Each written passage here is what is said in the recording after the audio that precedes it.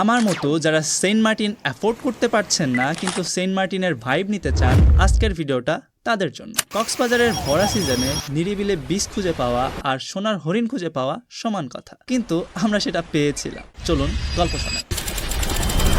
Comfortably কক্সে আসার জন্য কক্সবাজারগামী যে কোনো দুইটা ট্রেনের একটাতে করে চলে আসবেন কক্সবাজার। আপনি যদি আমাদের মতো দিন রাত নিরিবিলি বিচে সময় কাটাতে চান প্রকৃতির সাথে, তাহলে মেরিন ড্রাইভের আশেপাশে যে কোনো একটা রিসোর্টে থাকতে হবে মাস্ট। তবে যদি এদিকে রিসোর্ট না পান, সুগন্ধার ওইদিকে শুধু রাত কাটানোর জন্য থাকতেই পারে। আমরা এবার ছিলাম মেরিন ড্রাইভ ইকো ক্যাম্প রিসোর্টে, সিঙ্গেল রুমের ডাবল বেডে, জনপ্রতি 400 টাকা করে। রুমটা ঠিক যেমন সাদামাটা, এর পিছনের বিচটা ঠিক ততটাই ফ্যান্সি। আমরা ঠিক করি দ্বিতীয় দিন পুরাটা এই দিকের আশেপাশের বিচে ঘুরে কাটাই দেব, তাই সকাল সকাল উঠেই বেরিয়ে পড়ি বিচগুলো ঘুরে দেখার জন্য। এরপর সকালের নাস্তা সেরে জনশূন্য বিচ ধরে হাঁটতে হাঁটতে চলে যাই কাঁকড়া বিচে কাঁকড়া দেখতে। ডিসেম্বরের এই ভরা সিজনে কক্সবাজারের কোলাহল বাদ দিয়ে আমরা একটা নিরিবিলি বিচের পাশ দিয়ে হাইটে কাঁকড়া বিচে যাইতেছি। আসলে আমরা ঝাউবনটা পার করলাম, তাহলে আমরা কাঁকড়া বিচের দিকে যাইতেছি। এমন নিরিবিলি বিচ আসলে কক্সবাজারে খুঁজে পাওয়া আমার কাছে মনে হয় একটা জেম খুঁজে পাওয়া। আমাদের কেউ নাই। কাকড়াদের সাথে খেলতে খেলতে এবং ভিউ এনজয় করতে করতে দুপুর হয়ে যায়, তাই রিসোর্টে ফেরার জন্য কাকড়া বিচের সামনে রাস্তায় দাঁড়িয়ে গাড়ির জন্য অপেক্ষা করছিলাম, কিন্তু গাড়ি পাচ্ছিলাম না। এমতো অবস্থায় এক চাঁদের গাড়ির মামা আমাদের দুজনকে লিফট দেয় কোনো টাকা ছাড়াই। কক্সবাজারের মতো ফ্যান্সি জায়গায় যেখানে গাড়ি ভাড়া আকাশচুম্বী, সেখানে ফ্রিতে লিফট পেয়ে ভালোই লাগছিল।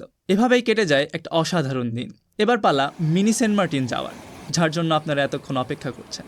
তাই পরদিন সকাল সকাল চলে যাই ডলফিন মোড়ে। মূলত এখান থেকেই পাটোয়ার টেকের লোকাল সিএনজি পাওয়া যায়। আপনারা বেশি জন হলে অটো, সিএনজি অথবা চাঁদের গাড়ি রিজার্ভ করে যেতে পারেন, তবে সেক্ষেত্রে ভাড়াটা একটু বেশি পড়বে। আমরা যেহেতু দুইজন ছিলাম, তাই জনপ্রতি 120 টাকা করে লোকাল সিএনজিতে করে চলে যাই পাটোয়ার টেক।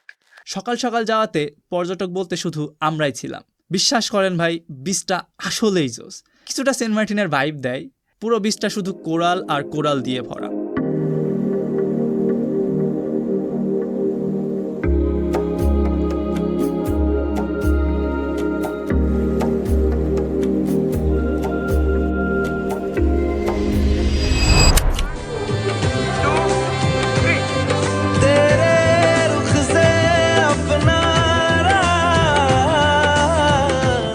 পাটোয়ার টেকে একটা অসম্ভব সুন্দর সময় কাটানোর পর পাহাড় আর সমুদ্রের মাঝ দিয়ে হেঁটে যায় ইনানি বিচে। ইনানিতে আরও কিছুক্ষণ সময় কাটানোর পর আমাদের এই ট্যুরের সমস্ত আনুষ্ঠানিকতা শেষ হয়।